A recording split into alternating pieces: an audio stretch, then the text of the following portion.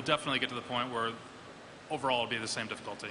I think the point we're trying to make is that we know that that's an extremely high priority, and so we're watching it very closely because we know that that's a key to making the flexible raid lock system work. So it's something we're going to be working extremely hard on to make sure that we get them as close as we can. Yeah.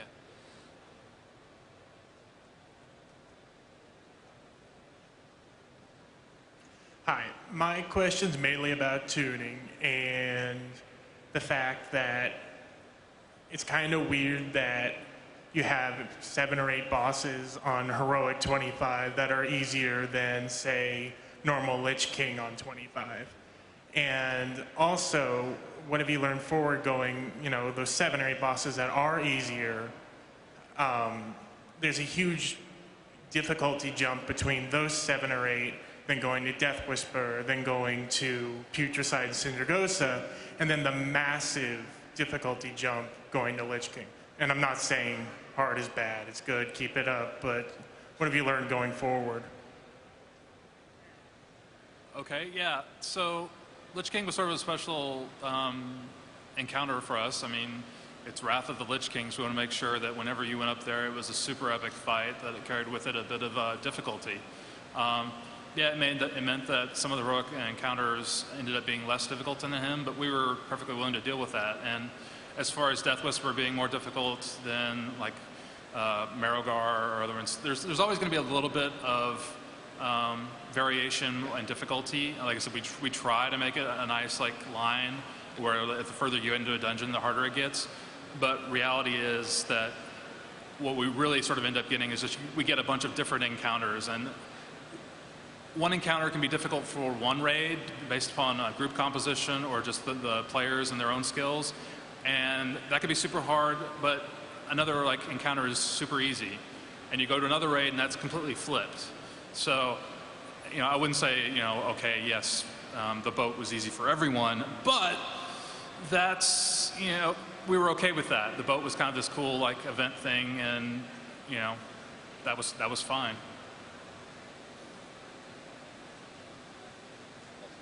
Yeah.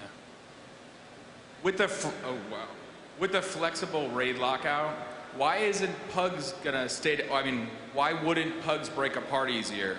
If you are in a Pug and you fail once or twice, people are gonna start splitting off really quick. Is there anything that's gonna prevent that? I mean, with them being able to come into another group at any time? I think that's something that players are, I mean, we know that there's going to be some psychology there, but that's going to play out over time. Obviously, initially, that's going to be rough because not everyone's going to know the encounters. But if you look at the state of Lich King now, right, where most people, we've got the weekly raids, the weekly raid quests, so many people know so many more of the encounters. I think obviously up front in Cataclysm, it's going to be a little rough. But I think as time goes by and players learn more of the encounters, you're actually going to see a much better Pug experience than you're seeing now. Yeah, I think you will. I mean, again, reality is sometimes you run across a bad Pug. Yeah. Happens to us all. But when it does, the nice thing about like the new system is that you're not hosed for the entire week, right? Now, sometimes you'll find really great Pugs and you'll be like, oh, this is amazing. Just don't break up, don't break up, don't break up, don't break up, don't break up. We got to get this loot. But you know, with you saying that like, hey, it's easier to break up, it's also easier to get new people. Yeah. Right? There's the flip side to it as well. Like, it's much more easier to find people that, hey, I had some time this week and haven't raided, and I know what I'm doing, and I'll be an asset to this Pug. So it works both ways there, and I think overall it ended up being a net positive. There's two sides to the coin on that, for sure. Yeah.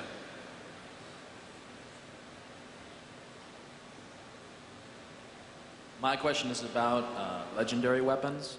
With 10 and 25 man lockouts being combined in Cataclysm, are there any plans to go back to Ulduar and Icecrown Citadel with regards to Shadowmourne and Valinir in terms of how they drop in? They only drop in 25 man right now. Are there any plans to go back and make them drop in 10s for 10 man guilds that can't make it in 25s?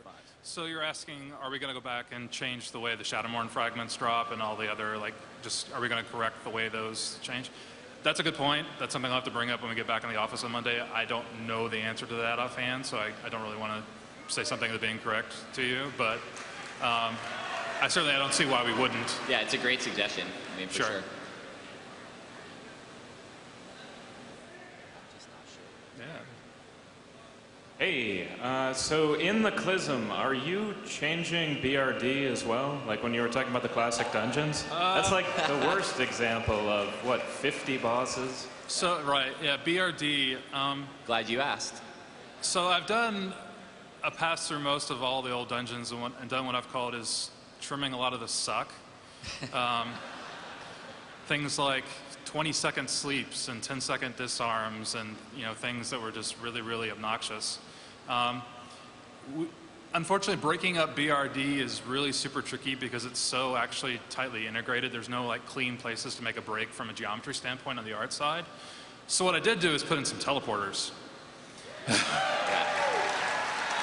So it's similar to like what you see in Oldwar, right? You beat this boss and you get access to this teleporter. Yeah, there's a teleporter at the entrance. There's a teleporter past the bar. There's a teleporter that's over in the city somewhere. I forget exactly where. You're actually going to see some of that in the Cataclysm dungeons too. There's a few teleporters. Yeah, I mean we've added around. teleporters to Shadowfang. If you die on the last boss in Shadowfang, that's a horrible run.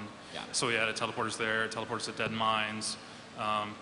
We actually gone through. You'll see in like the next, if you haven't seen it already, you'll see in the next beta iteration that we've added to a lot of Cataclysm ones as well.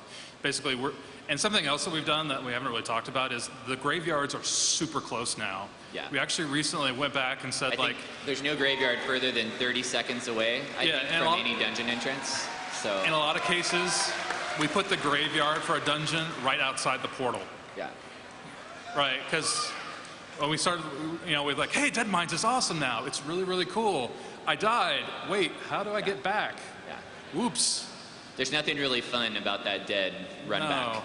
I get lost trying to get through the micro in front of the Dead Mines portals. It's so, yeah, we're removing the graveyards, everything. We want you playing the game, doing the encounters, not running so much.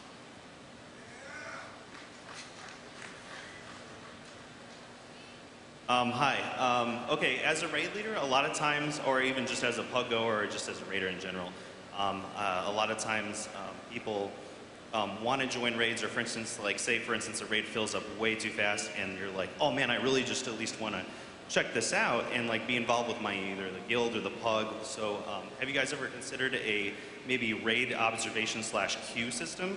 So say for instance you had like 30 people or 31 people, and the rest of the people above the 25 cap, for instance, in this case, would be able to stay with like the main tank or some object, so they couldn't fly ahead or check out the other area, like spectating in Counter-Strike or something. But and then as soon as one person drops, the next main tank in line on that queue would be popped right in there. So then that way you wouldn't have to like summon them or deal anything. They could just be right included in the raid, watching all the fights, learning it with the rest of the guild, and being involved with the guild or the pug for the whole process. It sounds like a cool. We don't have that planned currently, but it sounds like a cool idea. I think something that comes up a lot of times is people want to see sort of like the looking for dungeon system, but for raids. Also for a way that you can get someone in, like you lose somebody and you can get someone in again real quick. It's just that's a very difficult thing to do from the design end, just because raid encounters are a whole different beast than dungeon encounters. So it's kind of hard just to throw someone right into it and try to have them not have a bad experience because they might have never done that. And then you think about the other 24 people and they're like, where did this tank come from? You just queued in out of nowhere. So it's definitely something that we've talked about a number of times. I just don't think we have a great solution for that yet. Yeah, but observation mode would be a really cool thing. Yeah. I agree with that. That's a pretty huge feature, and we'll have to see. We'll talk about that more and find out when it looks like we could do something like that.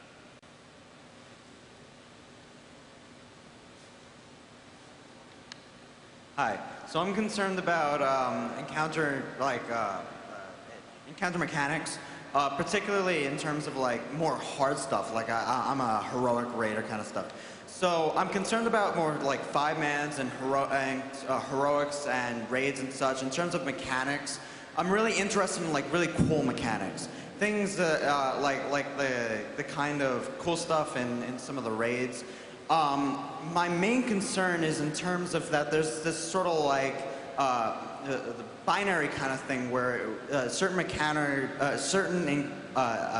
the mechanics are either the kind of big flashy thing that you just cannot ignore and it kills you instantaneously, or on the other side, it's something that's really subtle or something that isn't necessarily very obvious, but it won't kill you immediately. It'll just kill you if you're an idiot and you don't move out of the fire. So my concern is more like, is there any middle ground there? A lot of the times it's the kind of thing where it's just either you're stupid or you weren't paying attention. That kind of an idea. Yeah, we talk about that quite a lot, Constantly. and it's actually a pretty nasty design problem. Especially if you're, let's say the tank and healers, they know they've got a whole lot of things on their plate, but let's say you're a DPS player and you don't get out of the fire. If it kills you, you understood what happened. You didn't get out of the fire. If you're just taking like a little bit of damage, you probably blame the healer. That's just the way it sort of works out. So we're actually really like thinking like how to communicate properly to DPS and the healers and tanks as well. Like, hey, this is why you're dying. It's not just because, oh, the healer ran out of mana. It's because the healer ran out of mana because they had to heal this person and this person because they screwed this other thing up. Trying to put the dots together is a pretty complicated thing, and we're trying to come up with ways to make that a whole lot easier. You know, better ways to sell mechanics, better ways to. We try to make things more visual. You know, Yeah. so hopefully you're not having to look at a buff that's stacking at a counter. You know, one of the new features for Cataclysm you're going to see is we actually have meters that the dungeon guys can actually custom script individual meters. So take, for example, like Insanity on Cthulhu. Instead of having that be a stacking buff with a number, you'd actually get a visual meter just like you'd see across the screen. And that meter can grow and go back and forth. And we have a number of different ways to implement that into the game. Yeah. That's just like one example of a way we can try to make some sort of mechanic be a little bit more visual and hopefully kind of meet that middle ground. Yeah, the blind dragon that we've been talking about, how you want to be as quiet as possible. How loud you are is actually represented on one of these types of meters, like just called the sound bar, and you can actually see like, oh, I'm like 20% full, 40% full, 60% full. Uh-oh, I'm at 100%, and he's nuking the crap out of me right now. I just screwed up. We want to keep making more detailed and cool encounters, right? But you kind of hit a wall at a certain point that it gets so complicated that you have to explain it for 15 minutes before you can get into it. But as we're getting more tech, I think you're really seeing the encounters grow in a way that's a little bit more visual, but they're still getting cooler. Right.